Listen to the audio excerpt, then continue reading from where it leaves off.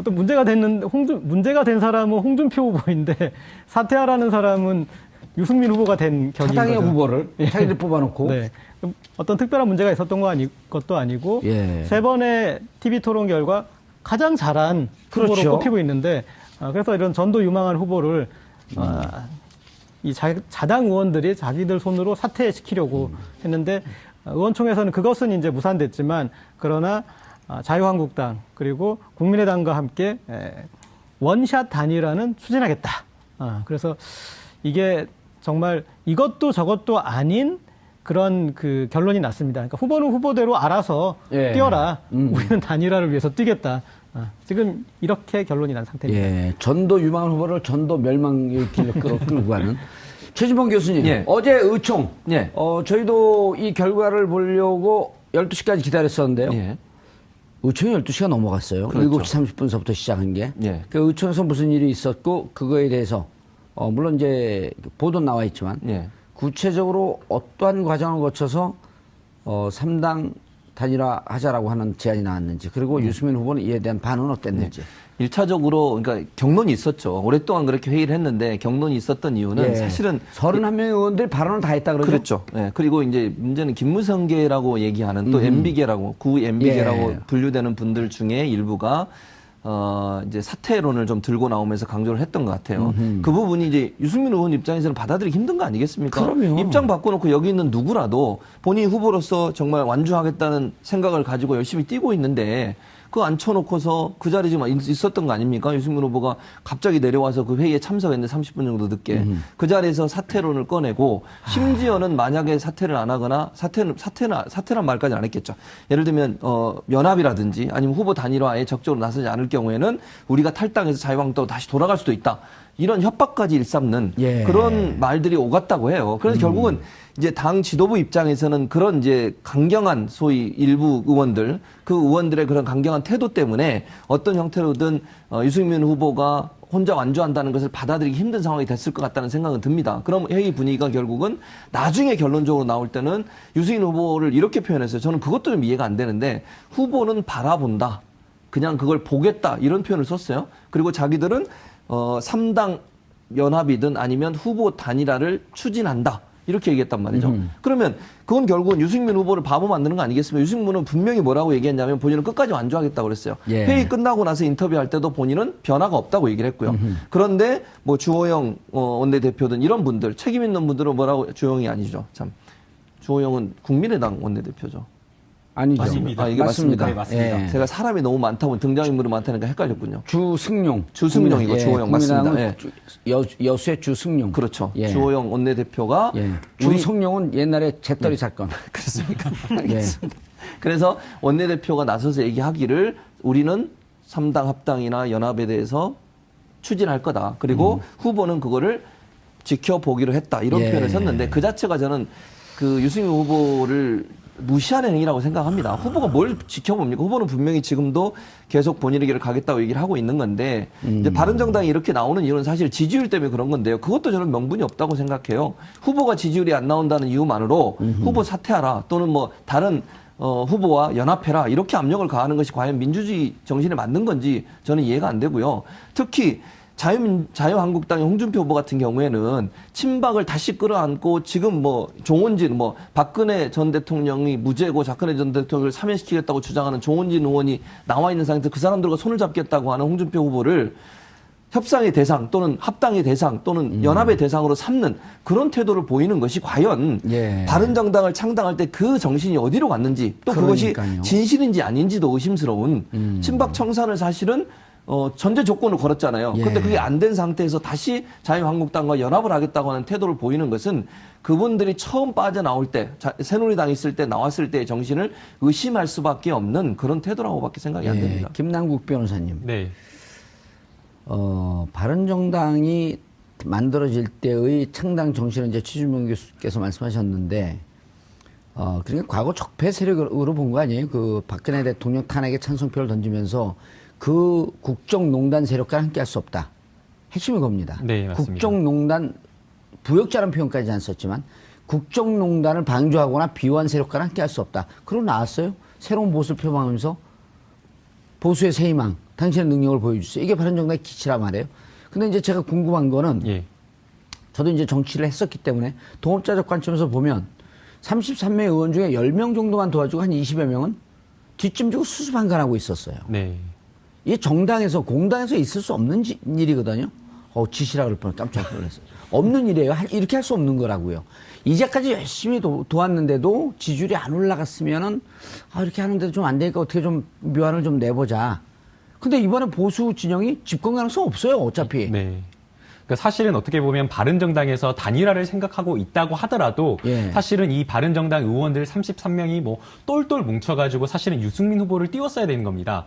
어찌됐건 뭐 단일화의 명분이나 이런 것들을 다 넘어서더라도 예. 바른정당에서도 뭔가 살 길을 찾기 위해서 지금 이런 걸 하고 있는 거 아니겠습니까? 그렇다고 한다면 안에서 이렇게 자중질환을 일으킬 것이 아니라 오히려 후보자를 중심으로 해서 똘똘 뭉쳐서 지지율을 일단은 지지율을 끌어올리고. 끌어올려가지고 예. 뭔가를 하려고 했어야 되는데 지지율을 지금 끌어올리려고 하는 그 찰나에 아예 그 후보를 주저앉힌 겁니다. 그러니까 결국에는 이것의 어떤 그 배경이나 이런 것들을 보게 되면 뭐 여러 가지가 있을 것으로 생각이 되는데요. 첫 번째는 후보자와 본인의 어떤 그 바른정당의 의원들의 그 정치가 가는 길이 완전히 다른 겁니다. 유승민 후보 같은 경우에는 본인이 대선 후보로서 바른정당의 대선 후보로서 끝까지 완주를 하고 보수로서의 어떤 합리적인 어떤 기준과 새로운 이야기, 어떤 새로운 길을 보여주는 게 정치적인 어떤 자산이 되는 건데 지금 바른정당의 의원들은 유승민 후보가 몇 프로를 나오건 간에 사실은 집권 가능성이 없다라고 생각을 하는 겁니다. 그렇기 때문에 그렇다라고 한다면 이 지금 바른정당의 의원들은 지금 이번에 어떤 대선 결과가 중요한 것이 아니라 대선 이후에 어떻게 벌어질 어떤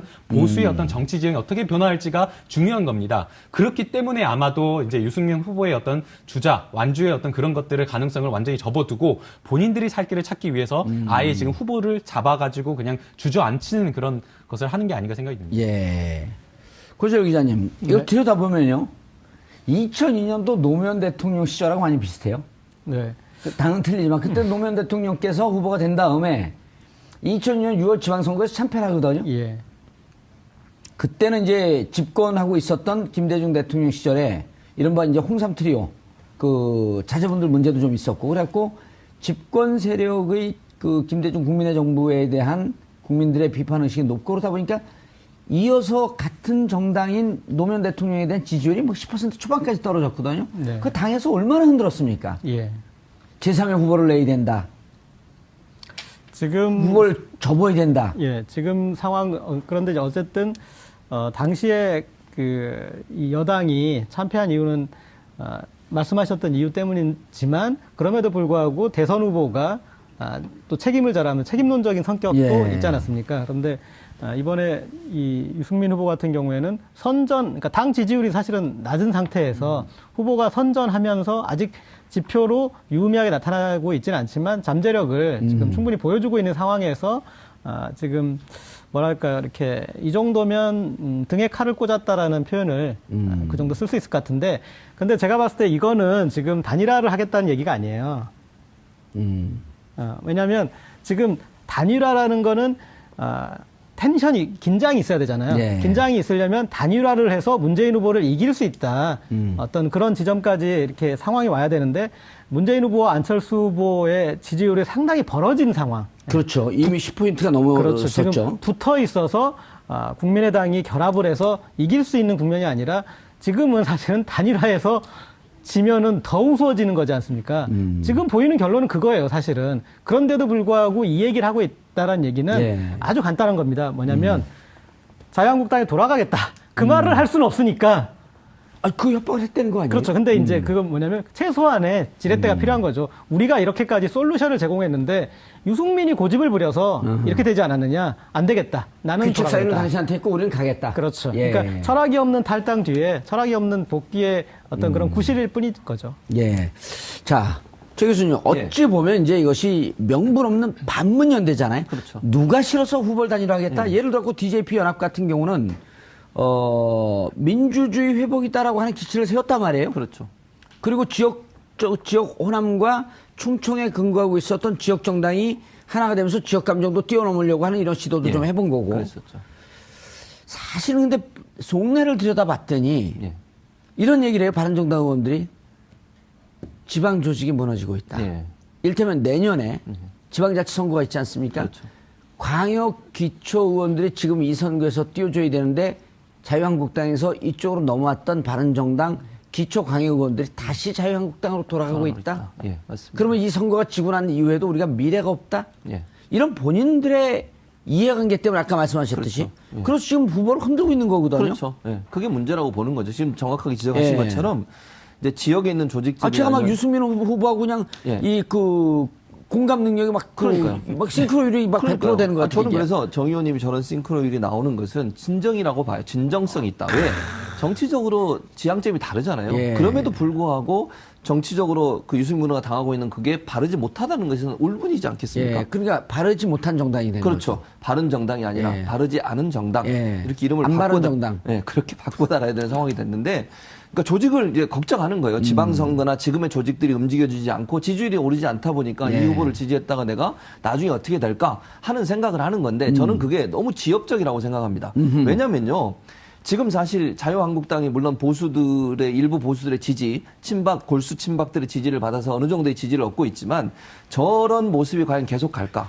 저는 좀 그건 의문이라고 봐요. 물론 골수 친박들은 자유한국당을 지지하겠지만 그래도 건전한 생각을 갖고 있는 보수층 또 중도에서 보수로 약간 이렇게 기울어져 있는 그런 분들 같은 경우에는 새로운 보수 세력에 대한 어떤 희망도 저는 갖고 있다고 봅니다. 그러니까 지금 당장 자유한국당보다 지지율이 안 나온다고 하는 유승민 후보의 그런 지지율 때문에 미래를 걱정하는 것은 아주 먼 미래를 보는 것이 아니라 당장의 눈앞에 있는 이익에만 급급해 있는 상황이라고 저는 생각합니다. 만약에 바른정당에 지금 나와 있는 사람들이 그러면 바른정당이 다시 자유한국당이 흡수된다고 생각을 해보십시오. 그러면 국민들이 그걸 어떻게 보겠습니까?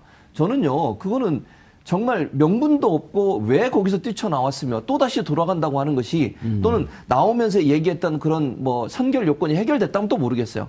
바른정당에 나오면서 무슨 얘기를 했습니까? 연합을 하거나 통합을 하거나 아니면 후보 단일화를 위해서는 친박 청산이 가장 필수적인 요소다라고 얘기를 했습니다. 그렇죠. 그런데 지금 홍준표 후보를 보십시오. 친박하고 끌어안고 있잖아요, 지금.